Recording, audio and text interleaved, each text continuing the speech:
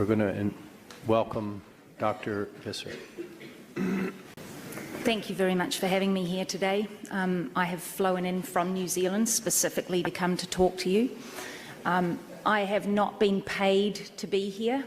I've come voluntarily because I am so concerned about this situation. I've been very interested in hearing some of the comments that have been presented here. I believe that as a scientist, it's important that we separate the business rhetoric from the facts, and that's what I'd like to do today. I do have some slides, please. What is your last name? I'm sorry. Visser, V-I-S-S-E-R. Thank you, sir. Great. Okay, so I thought I would just give you a little bit of a brief introduction to myself, because coming from New Zealand, you may not know who I am. I've been studying orca since 1992 in the wild, from the polar waters of Antarctica to the tropical waters of Papua New Guinea, but also in New Zealand. I've been involved in 8 different rescues of orca in the wild that have all been returned to the wild. And I've published 20 peer-reviewed papers that specifically deal with orca. But I have also visited orca in 11 different facilities that are held captive. That includes the 3 SeaWorld facilities. And just yesterday, I was in the San Diego facility, where, interestingly, I was actually told I had to leave. Now, obviously, SeaWorld is concerned about me being here because I'm speaking as a scientist, and they're concerned about what I've observed at their facilities. So I'll leave it at that, but just so that you know, I was told to leave. Now, I have also got experience working briefly with Keiko, who the industry will tell you was a non-success. You would probably know him as Free Willy. It was a success. Now, we also work quite extensively with my project with orca in the wild, and that's what I'd like to do today, is speak to you about the comparisons between orca in captivity and in the wild, to put that into perspective for you. From research, we know that orca travel, on average, 138 miles a day. Now, that's not just a one-day event. This is 2 different studies that have shown these animals are doing this over extended periods. Sometimes, for 44 days, the average distance has been 138 miles. So I wanted to put that into perspective for you. If we take a circle around SeaWorld's proposed new tanks, and we do 122 kilometres or 222 kilometres or 138 miles, that takes us well south of the border. If we do just 2 days travel, that takes us up well north of here. That's 2 days. This new tank does not meet even these basic requirements. No tank ever will. No facility of any sort ever will. It's a true fact. It's a scientifically proven thing. Okay, now there are definitely some populations of orca who don't travel those big distances. We know this, but it's their choice. They are not contained within tanks. They are not sent into medical tanks. They are not separated. They have a choice. And these animals in captivity around the world, including SeaWorld's animals, do not have this choice. Now, we know that orca have been around for a long time. They've been around for approximately 5 million years. Depends on where you divide that line. Now, let's put that into the scale of humans, less than 500,000 years. But again, where do you divide that line? We even go back to 3.6 million years. But orca still have evolved longer than we have.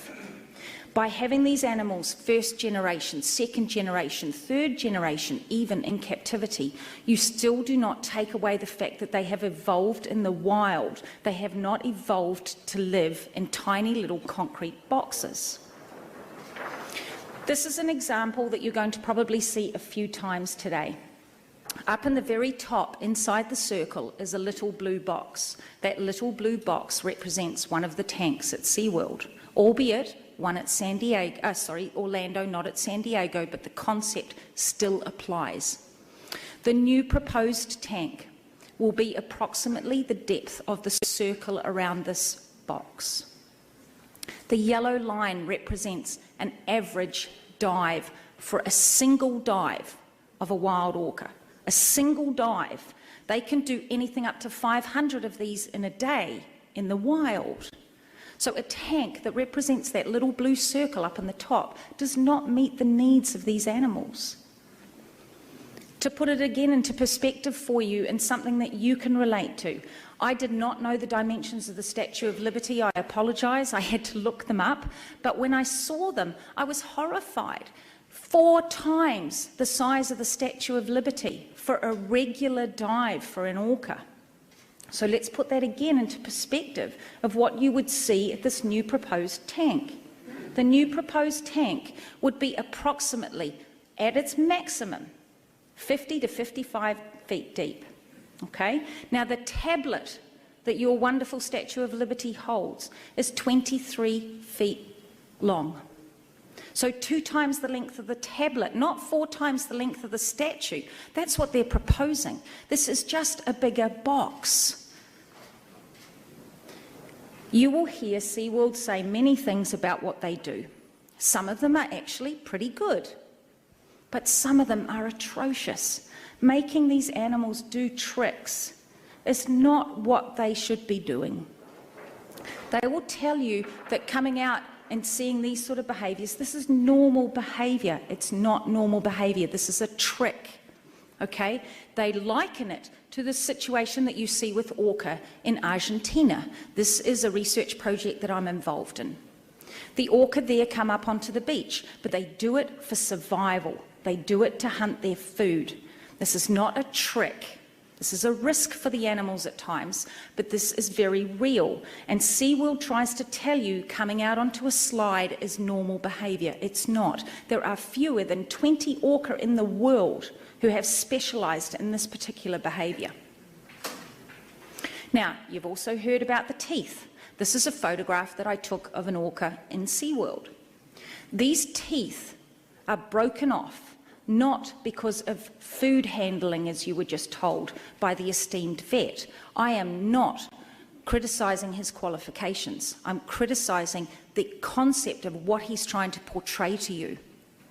This animal here has tooth damage as an individual, not at a population level, which we do see, but as an individual because it is kept in captivity, because it has chewed on the side of the tanks, because it has chewed on the bars in the tanks. This is not because it has been handling its food. Food handling happens because in the wild they have to capture their food. In SeaWorld it's shoved down their throat in handfuls. The animals do not handle their food. In the wild, orca are known to hunt sharks. I know this. I'm one of the scientists who has published about it. SeaWorld will tell you that orca in the wild get tooth damage because of handling sharks. And yes, it's believed that some of them do, but it's not been proven. In New Zealand, these orca, which I see on a regular basis, also specialise in hunting for rays. When they handle the rays and the sharks, this is when we would expect to see teeth damage, if it is as proposed by SeaWorld in their fairy tale concept. But here we have a photograph of an orca handling a ray. This orca, I know, also hunts sharks. You can see very clearly there that its teeth are in pristine, perfect condition. I know of not a single orca in the whole New Zealand population that has a cracked or broken tooth. We recently had some orca turn up in New Zealand that all died. They stranded and died. It was a very tragic event, but 3 of those animals had worn down teeth to the gums, but they were worn down as an age-related food handling situation, not because they were chewing on concrete tanks or bars. So the size of the tank is not going to alleviate the stress issue that has created this problem.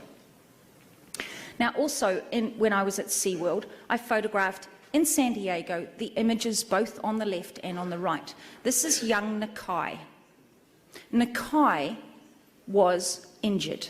SeaWorld told everybody that it was from contact with the side of the tank. Now I quote that, contact with the side of the tank. If that's what their tanks are doing to their animals, this is not a good concept for you guys to be endorsing getting a bigger one. However, I truly believe as a scientist that this was not from contact from a tank. This was from aggression. Close up, you can see 4 puncture marks that match the spacing on orca teeth. And on my professional career, I swear that I truly believe that this was from aggression. Now, Nakai's wound on the right, you can see it's nearly healed, but this is 4 years on and it's still not completely healed. Aggression, I have observed at SeaWorld every time I have gone to any of the parks. This is the same orca, Nakai, hammering into the side of the young calf so hard his rostrum is buried into the side of that calf. I was absolutely horrified and disgusted, not only by what I saw, but by the staff members standing there laughing and telling the public that this was play. In the wild, you never see this. This is what you see. 2 weeks ago, I spent 22 hours with a mother grieving over her dead calf. She carried that calf lovingly for 3 days. That is what happens in the wild. You get true family bonds, not construed by humans. You get families who care for each other. You do not get aggression where young males are nailing young calves against the side of tanks. It just doesn't happen. Now, these 2 photographs show 2 animals. The one in the top is the mother of that young calf. These are self-mutilation wounds. These orca have inflicted them themselves because of the stress in their tanks. You can see scars where this has happened previously. This is not a one-off event. Now, the animal on the bottom left, her name is Morgan. She was taken from the wild, albeit under a rescue. Yes, she definitely needed help. We have never denied that. The problem is that SeaWorld now owns her, and SeaWorld holds her in an overseas facility, and SeaWorld's pledge conveniently excludes her. So her offspring will be used because she's not included in your little caveat that you guys have put in place. Let's not even go down the whole thing of the dorsal fins, but suffice it to say that in the wild, less than 1% of adult males have a dorsal fin that is collapsed. But in all aquariums, all around the world, 100% of adult males have collapsed dorsal fins. Now, you don't have to be a scientist to work out that there's some correlation going on there. How much money is SeaWorld going to spend on this? There are all sorts of proposals.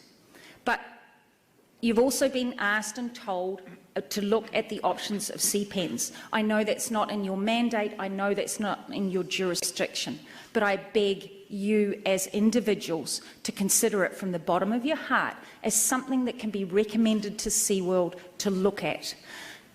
Cetacean sanctuaries do not have to be scary big things like the vets make them out to be. These places can be monitored, they can be controlled, and believe it or not, the ocean is actually a great place. They'll tell you it's a scary, bad place, but hundreds of thousands of orca manage to survive out there.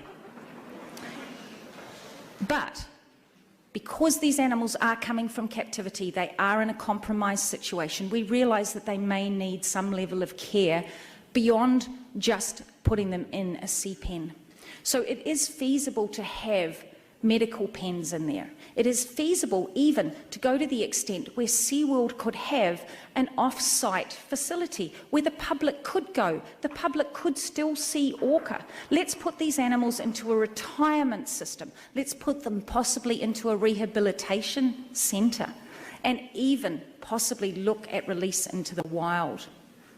The public doesn't have to be deprived of seeing these animals that are now there, but we can phase them out. And I really hope that you guys will take the right step in the right direction. Thank you very much.